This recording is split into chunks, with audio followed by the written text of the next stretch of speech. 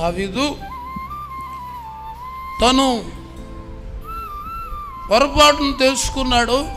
నాశనకరమైన గుంటలోంచి పైకి ఎత్తమని ప్రార్థన చేస్తూ ఆ 40లో అంటాడు, ప్రార్థన చేస్తూ ఇసిగిపోకుండా ఆయన నన్ను తీసేంత వరకు సహనముతో కనిపెట్టుకుంటున్నాను.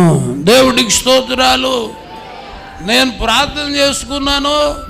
ఏదో ఒక రోజు ఈ పాపంలోంచి, ఏదో ఒక రోజు ఈ వ్యసనంలోంచి, ఏదో ఒక రోజు ఈ అలవాటులోంచి దేవుడు నన్ను పైకి తీస్తాడని నేను కనిపెట్టుకుంటున్నాను.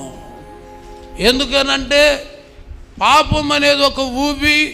ఈ ఊబిలో పడిపోయిన వాడిని ఈ ప్రపంచములో ఏ వ్యక్తి రక్షించలేడో. రక్షించగలిగిన వాడు మన యేసు ప్రభు మాత్రమే. అది కూడా ఎప్పుడు రక్షిస్తాడు అనంటే ఆ ఊబిలోంచి నువ్వు నన్ను రక్షించు అని అరిచినప్పుడు రక్షిస్తాడు.